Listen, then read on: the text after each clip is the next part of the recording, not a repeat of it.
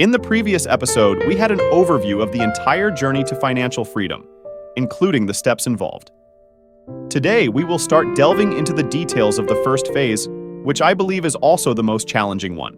It's challenging because it's often said that, in any journey, the hardest phase is the one where you step out of your house. That's the step where, once we overcome our inertia, we start taking our first steps. Now, let's delve into the main topic. In today's episodes, I will join you in exploring the first phase of this journey. The first milestone is the debt milestone. It sounds a bit heavy, but it's the starting point for many young people growing up abroad.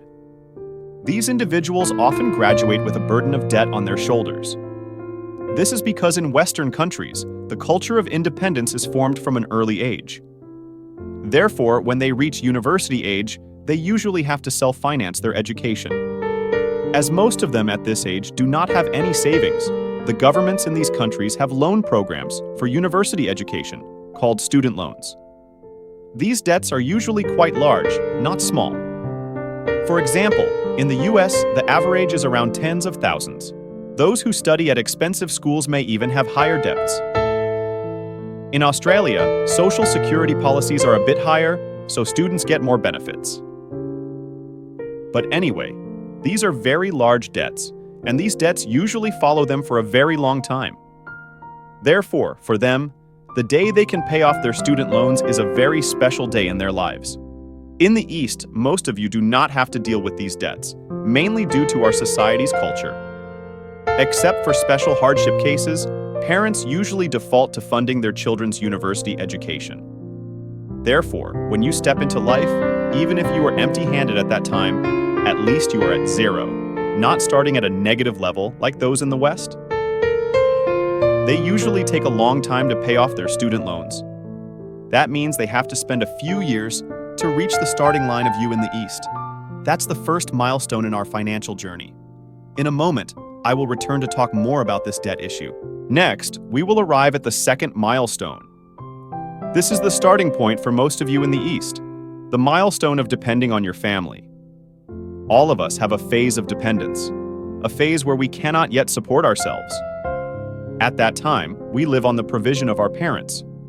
In my opinion, we are allowed to live in this phase until we are 18 years old, the year we are officially allowed to work.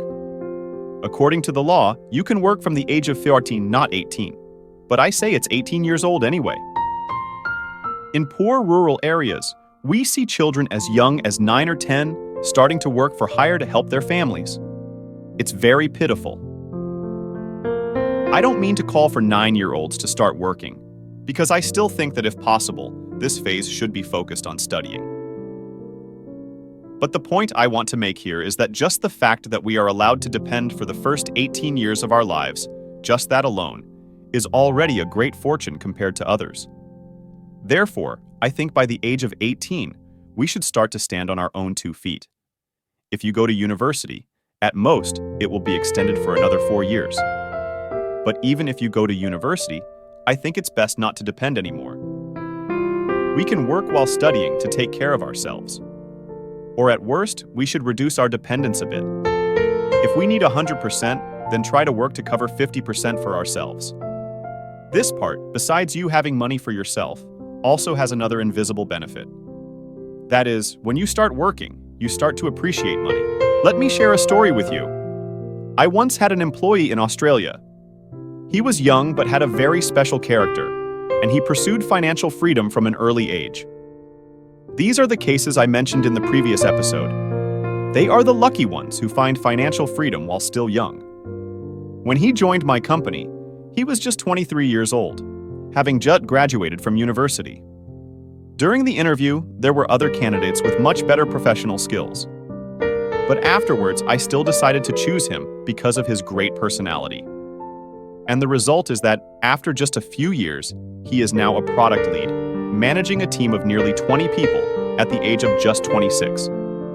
And I firmly believe that he will go even further. Returning to the story I intended to tell you, it was during a conversation with him. He told me that when he was 15 years old, he worked at a fast food restaurant and received a wage of $15 an hour. But currently in Australia, this wage is very low. But thanks to that part-time job, he began to appreciate the value of money. I remember him telling me that it was only after he started working that he realized that just drinking 3 cups of coffee was equivalent to an hour of his work. And from there, he decided not to drink coffee outside anymore. He made his own coffee at home to drink.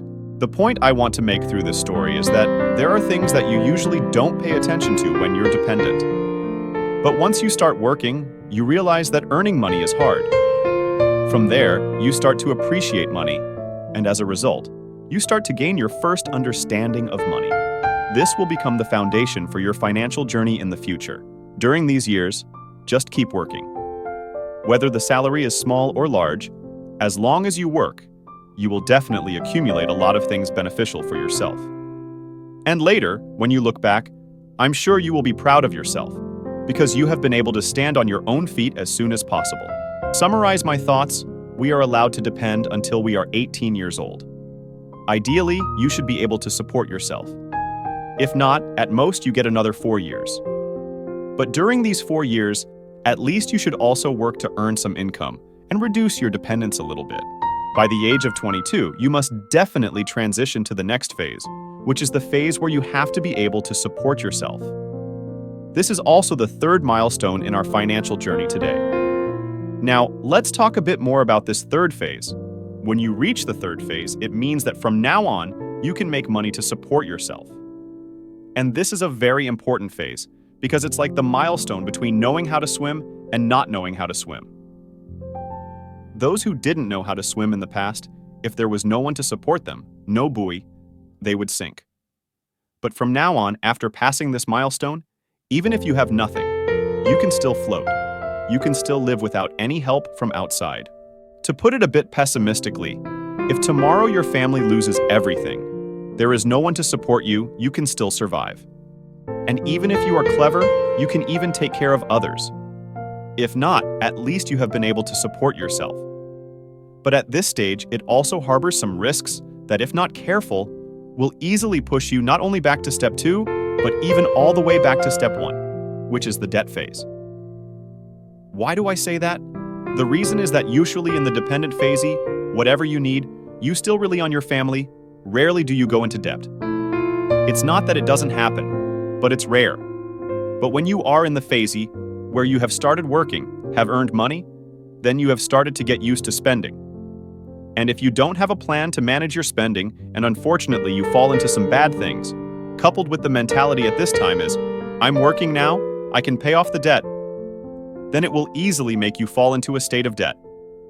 Here I'm not talking about good debt or bad debt. There is another concept which is good debt, but I will talk in detail in the later steps. But in this case, almost 100% of it is bad debt. And once it's bad debt, it will be very tiring in your life. When you are in debt, the quality of life will decrease a lot. When you are in debt in these cases, the ideal situation is that you owe friends or relatives, they lend without interest. Even in this case, you also have to live with the pressure of repaying the debt. And most of the cases, when you fall into this debt situation, you are usually in a state where you spend all the money you make. Even not enough. Not enough, so you have to borrow. Then where do you get the extra money to repay the debt? Then there is only one option, which is to promise from day to day. That will make you lose something much more valuable. That is credibility. And credibility is a very important thing in life. When we were young, we rarely paid attention to this, but the older you get, the more you realize that losing credibility is a big loss.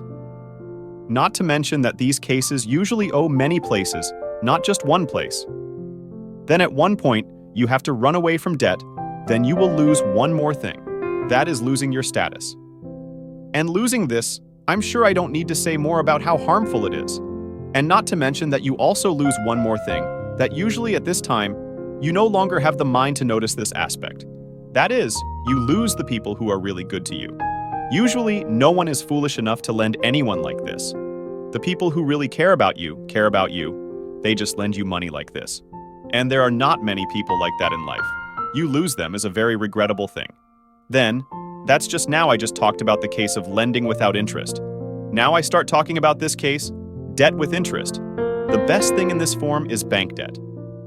Banks are usually very rich because one of the main sources of income for banks is your interest. In other words, When you borrow from a bank, you are bending over to enrich the bank. These types of debts can be personal loans, car loans, or the most common is credit card debt. Usually, these have very high interest rates. When I did this part, I checked and found that the average credit card interest rate in my country is about 2 to 4% per month. Hearing just a few percent per month, you might think it's not much, but in fact, it's a very large number. Let me give some examples for you to compare. Then, you will see how high it is. The first example is, when you have money, you deposit savings with a term. Here, I will take a quite high milestone, that is the 12-month term. If you deposit shorter terms, it will be even less. Then with these 12-month terms, the interest rate you receive is about 5% per year. Meaning, compared to that credit card debt, the interest rate you have to pay is about 6 times the amount of interest you will receive when you deposit savings with a term. If compared to the highest level, that is over 40%, it is 10 times more. Another example is, you don't deposit in the bank, but you invest in the stock market, which is a place where the risk ratio is higher, and therefore the profit rate is also higher. Now, I won't talk about the losing scenario. On average each year, when the return rate is considered good for ETF funds, it will fall into about 10 to 15%. Meaning if the return is 15%, it is already very good, by the way. This is the average return rate in the stock market in the US and Australia. Meaning through the two examples above, we see that if we deposit in the bank, we will get about 5% per year. Investing in the stock market in two scenarios and the market performs well, we will get about 10 to 15% per year. As for the credit card debt we just mentioned, it is from 30 to 40% per year, meaning it is many times higher than other investment channels, so I hope that by this point, you start to feel a little scared of the debt issue. Not yet, just now I just talked about bank debt as the most decent type of debt, because banks operate according to the law and the right commitment. As for the cases that touch on the type of hot loans or heavy interest loans or gangster debts or something, I probably don't need to analyze more about how terrible it is. And the interest rate in these cases is calculated by day, not by month or year. And these people are very good at creating pressure to keep your life in a state of extreme tension. I am very sorry for those who are listening to this video and are in such debt situations. I do not intend to speak negatively about your situation. The reason why I analyze this part carefully is to let you see the harm of bad debt. From there, to let you have the determination to get out of this phase. And in the next part, I will share with you some methods to gradually get out of this debt phase as effectively as possible. Returning to the third phase, we are discussing this is the phase where we work, receive a monthly salary, meaning we can support ourselves. This is the phase of the majority of young people today, and in quite a few cases, many people will stop at this phase and live like that for the rest of their lives. And it's not just in our country, but also in Western countries, especially in the US. And this lifestyle will make our lives very insecure. If something unexpected happens, or there is a sudden need to spend or worse, lose income, specifically lose a job, then everything will be very serious. It's the reason why people in the US are very afraid of losing their jobs. Sometimes they do a job they don't like for a lifetime, but they dare not change. It is the pressure to live, according to the paycheck by paycheck style. That's why I put these 3 milestones of debt, dependence, and even self-support into the tense and insecure phase. But as I have said, there is a fact that according to statistics, many people are stuck at step 3 all their lives. Those people live paycheck by paycheck all their lives. They spend all they earn, even if they earn as much as they pay off more than half, and the remaining half is spent all. Naturally, I hope that you who are watching these videos, you have more or less certain awareness. You will not let yourself stop at those steps. And to do that, as soon as you come to milestone number 3, we must immediately have a plan to prepare for the next steps so that we can quickly step through a new phase. I call it the monitoring and creation phase. Then, in the next episodes, I will go deep and share with you all the steps in phase 2. In particular, I will guide you on how to set up spending monitoring activities in the most effective way, as well as how to get out of the debt situation as quickly as possible. As for this episode, I would like to end here. If you find the content I share in this episode useful for those around you, please share it with your friends. Thank you for your attention. See you later.